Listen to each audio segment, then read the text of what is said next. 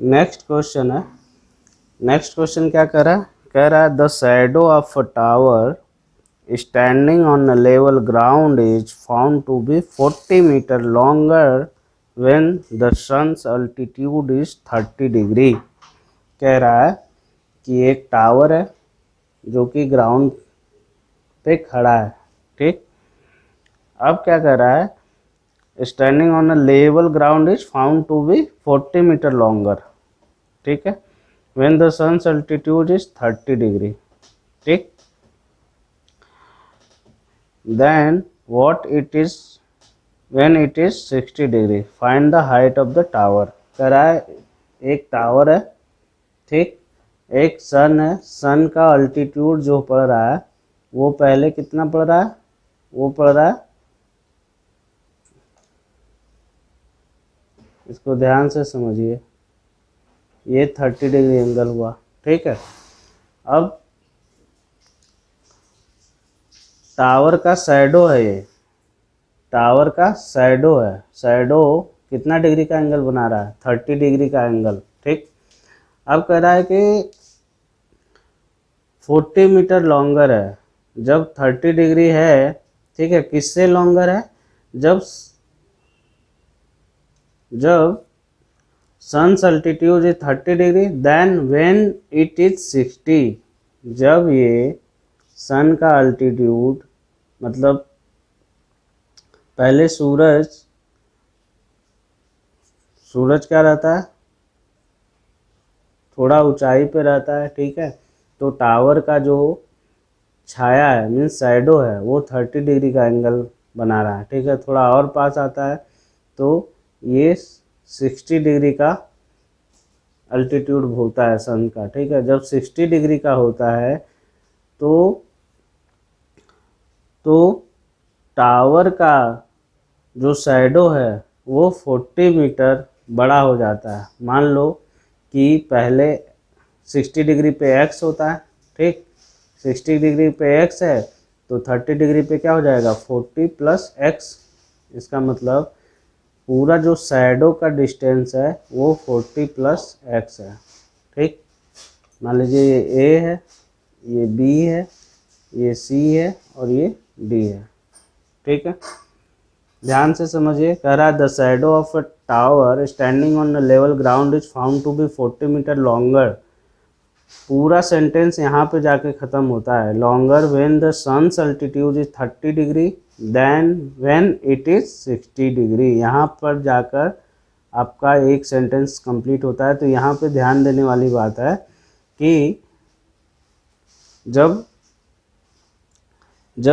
Angle 60 degree रहता है तब उसका जो छाया का डिस्टेंस है वो x है।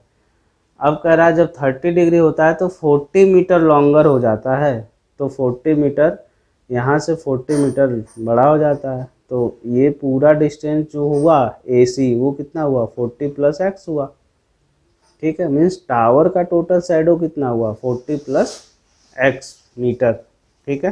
हाइट आपको बताना है, ठीक। कह रहा है कि टावर का हमें हाइट बताइए, ठीक है।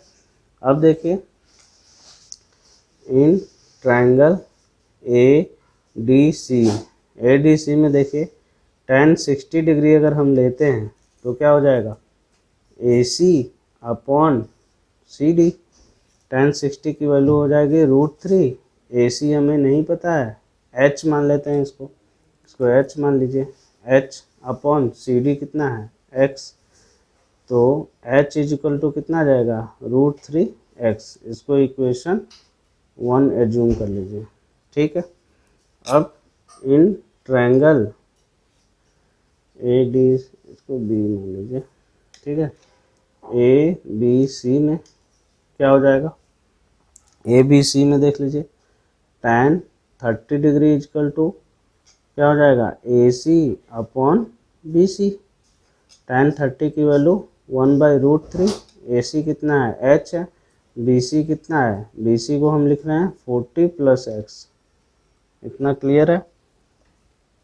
तो ये इधर मल्टीप्लाई और ये इधर मल्टीप्लाई, तो 40 plus x equal to H √3 आ जाएगा, ठीक है,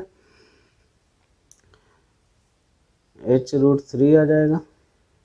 ठीक है, हमें क्या निकालना था, h निकालना था। h निकालना था, यहाँ से x की वैल्यू क्या आ जाएगी, h√3 माइनस 40, इसको इक्वेशन 2 मान लीजिए। ठीक है, देखिए अब फ्रॉम इक्वेशन 1 एंड 2, इक्वेशन 1 और 2 से x की वैल्यू उसमें रख दीजिए, तो h इक्वल टू क्या हो जाएगा, √3 h√3 minus 40, h equal to क्या हो जाएगा, 3h माइनस 40√3, इसको इधर ले आइए और h को उधर ले जाइए, तो 40√3 equal to 3h minus h। आगे यहाँ पे कर देते हैं सॉल्व, तो 40√3 is equal to 2h, h equal to ये क्या आ जाएगा, 40√3 डिवाइड बाई 2, तो h इक्वल टू क्या हो जाएगा, 20√3 मीटर।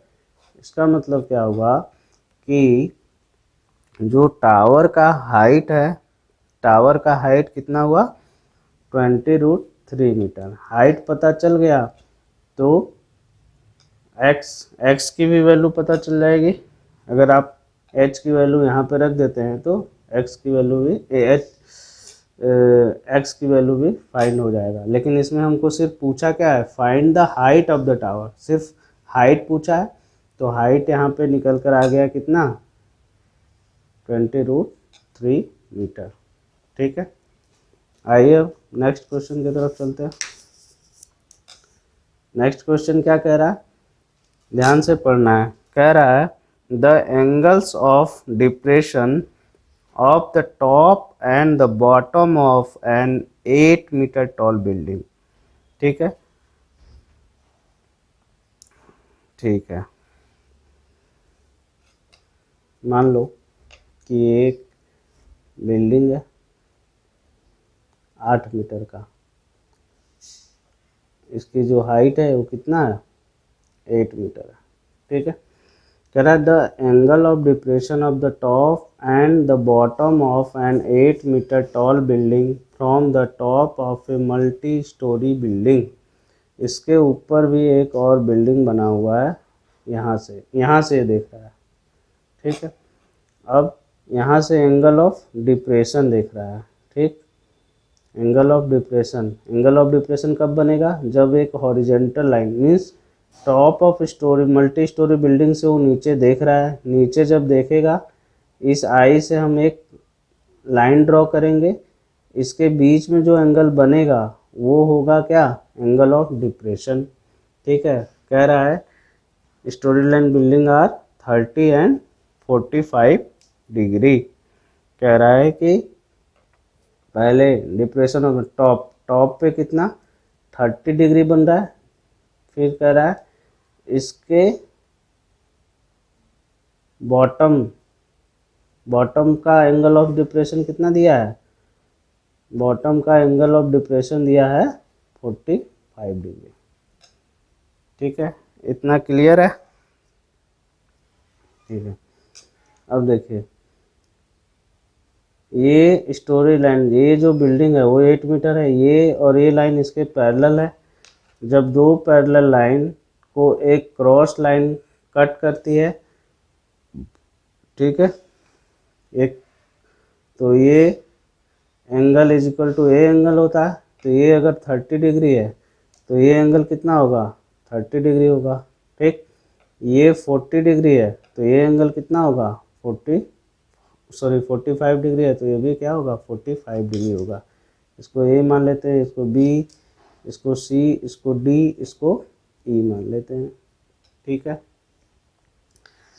अब कह रहा है क्या, find the height of the multi storey building, means इसका हाइट फाइंड करना है। फाइंड क्या करना है, सी ई की वैल्यू क्या होगी। ठीक, and the distance between the two buildings. ठीक है, इस बिल्डिंग से इस बिल्डिंग का डिस्टेंस हमें फाइंड करना है। Means B C is equal to A D, ये हमें फाइंड करना है, और A B is equal to C D, ये हमें पता है कितना, 8 मीटर। ठीक है, अब अगर हम डी फाइंड कर लेते हैं, डी फाइंड कर लेते हैं, ठीक है, तो सीई इजली फाइंड हो जाएगा, मल्टी स्टोरी बिल्डिंग का हाइट फाइंड हो जाएगा। ठीक है, चलिए अब इसको हम सॉल्व करने का ट्राई करते हैं। ठीक है, अब देखिए, in triangle A E D में, ए ई डी में, ठीक है, tan 30 डिग्री ले लेते हैं, इसको मान लीजिए h, डी ई को h मान लीजिए। ठीक है, तो tan 30 डिग्री इक्वल टू हो जाएगा D E upon A D, tan 30 degree equal to 1/√3, D E कितना है, h अपॉन ए डी मान लेते हैं। ठीक है, ये मान लेते हैं, तो h A D equal to कितना आ जाएगा, h√3 आ जाएगा, इसको इक्वेशन 1 मान लेते हैं। ठीक है, अब इन ट्रायंगल बी ई सी में, ठीक, tan 45 डिग्री, tan 45 डिग्री क्या हो जाएगा, सी ई अपॉन बी सी। ठीक है, tan 45 इक्वल टू 1, सी को क्या लिख सकते हैं, h, ऐसे नहीं समझ में आ रहा है तो इसको हम लिख सकते हैं D E plus C D upon B C equal to क्या है, देखिए यहाँ पे ए डी है, ए डी लिख सकते हैं। ठीक है, ये है डी 1 इक्वल टू डी कितना है, h प्लस सी डी कितना है, 8 अपॉन ए डी। ठीक है, अब देखिए A D is equal to क्या हो जाएगा, h प्लस 8, इसको इक्वेशन 2 मान लेते हैं। फ्रॉम इक्वेशन 1 एंड 2 से क्या हो जाएगा, ए डी और ए डी बराबर है, तो h√3 बराबर h प्लस 8। ठीक है, h√3 minus h equal to 8, h common लीजिए, √3 minus 1 equal to 8, h equal to क्या हो जाएगा, 8/√3 माइनस 1। इसको हम फैक्टराइजेशन करते हैं। फैक्टराइजेशन कैसे करते हैं, जो डिवाइड में होता है, ठीक है, उसका फैक्टराइजेशन करते हैं ऊपर और नीचे, उसके अपोजिट डायरेक्शन का। तो ये क्या हो जाएगा, सॉरी ये होल मैंने कर दिया है, खाली √3 है, ये नहीं है, तो √3 plus 1, √3 plus 1, h equal to क्या हो जाएगा, 8√3 प्लस 1 अपॉन 3 माइनस 1, तो h इक्वल टू हो जाएगा 8√3 plus 1 divide by 2 equal to 4√3 plus 1। ठीक है, ये तो आ गया किसका, ये तो h की वैल्यू आ गई, h की वैल्यू कितना आ गया, 4√3 प्लस 1।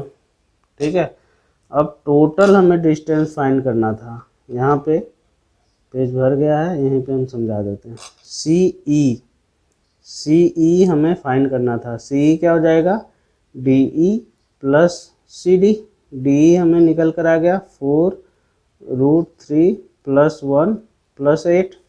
ठीक है, इसमें कितना कॉमन है, 4 कॉमन है, तो ये बच जाएगा √3 प्लस 1 प्लस 2, तो ये हो जाएगा 4√3 प्लस 3। तो ये सी क्या है, हमारा मल्टी स्टोरीड बिल्डिंग का हाइट है। आई होप आप लोग को ये एग्जाम्पल समझ में आया होगा। ठीक है, बस ध्यान से आप लोग को समझते जाना। ठीक है, अब चलते हैं नेक्स्ट एग्जाम्पल पे। कह रहा है कि from a point on a bridge across a river, ठीक है, एक ब्रिज मान लीजिए ऐसा बना हुआ है, ठीक, इसके नीचे नदी बह रही है, ये ब्रिज है, ठीक है, जस्ट एग्जाम्पल है, ठीक, ये ब्रिज है। कह रहा है from a point on a bridge across river the angle of depression of the banks on the opposite side of the river are. मान लो कोई ब्रिज का पी पॉइंट ले लो, ये बैंक रिवर का बैंक हो गया, बैंक मीन्स किनारा हो गया, ठीक है। एंगल ऑफ डिप्रेशन कह रहा है 30 एंड 40 डिग्री, अलग अलग बोल रहा है, ठीक है, ठीक है। यहाँ से जब हम हॉरिजॉन्टल लाइन ड्रॉ करेंगे तो क्या हमें निकलेगा, ये 30 डिग्री है और ये 45 डिग्री है, एंगल ऑफ डिप्रेशन। ये पैरेलल लाइन जाएगा तो ये क्या होगा 30 डिग्री और ये क्या होगा 45 डिग्री। अब क्या कह रहा है, कह रहा है कि respectively if the bridge is at height of 3 metre, bridge का जो हाइट है 3 मीटर है नदी से, तो ये 3 मीटर हो गया, ठीक है। Find the width of the river, river का ये जो विड्थ है वो पूछा है कि कितना होगा, ठीक है। चलिए इसको हम सॉल्व करते हैं, ठीक। ये P है, इसको A मान लीजिए, इसको B मान लीजिए, इसको C मान लीजिए, ठीक। तो विड्थ का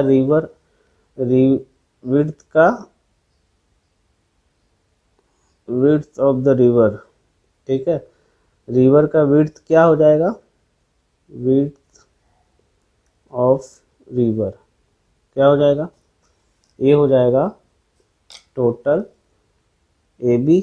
अब AB को हम क्या लिख सकते हैं, AC प्लस BC, ये हमें फाइंड करना है, ठीक। चलिए हम इन ट्रायंगल लेते हैं APC, ठीक। tan 30 इजकल टू क्या हो जाएगा PC upon AC, tan 30 equal to √3, PC कितना है 3 upon AC, AC equal to आ जाएगा 3√3, ठीक है। अब ले लेते हैं इन ट्रायंगल BPC, तो tan 45 इजकल टू क्या हो जाएगा, ये हो जाएगा PC upon BC, tan 45 degree की वैल्यू 1, PC 3 दिया है, BC हमें निकल जाएगा, तो BC इजकल टू क्या आ जाएगा 3। अब विड्थ ऑफ द रिवर क्या होगा, विड्थ ऑफ द रिवर क्या है AC प्लस BC, AC कितना आया 3√3 प्लस 3, तो ये क्या हो जाएगा 3 कॉमन लीजिए, ये √3 प्लस 1, इतना मीटर क्या हो जाएगा रिवर का विड्थ हो जाएगा, ठीक है। आई होप सारा एग्जाम्पल आप लोग को क्लियर समझ में आया होगा। अगर नहीं आया है तो 1 बाय 1 हमारा वीडियो देखिए, 2 बार 3 बार कर देखेंगे तो आपको समझ में आएगा। कोशिश करिए कि आपको डायग्राम ड्रॉ करना है क्वेश्चन पढ़ने के बाद, पहले ये समझने की कोशिश करिए कि हम डायग्राम कैसे ड्रॉ करेंगे। अगर डायग्राम ड्रॉ करना आ गया तो फिर कुछ नहीं है, ट्रिग्नोमेट्रिक रेशियो ऑफ एंगल का यूज करना है। उसमें हमें ये देखना है कि क्या क्या गिवन है और क्या क्या हम फाइंड कर सकते हैं, कौन सा ट्रिग्नोमेट्रिक रेशियो ऑफ एंगल हमें यूज करना है। अगर इतना आ जाता है तो एग्ज़ाम में कोई भी क्वेश्चन हो हाइट एंड डिस्टेंस का आप लोग के लिए बहुत ही ईजी हो जाएगा, ठीक है। कोई भी डाउट्स है, कोई भी दूसरा क्वेश्चन अगर आपको समझना है तो आप हमें कमेंट कर बता सकते हैं। हमारे इस वीडियो को लाइक करें, सब्सक्राइब करें और अपने फ्रेंड लोग के साथ शेयर करें। Thank you.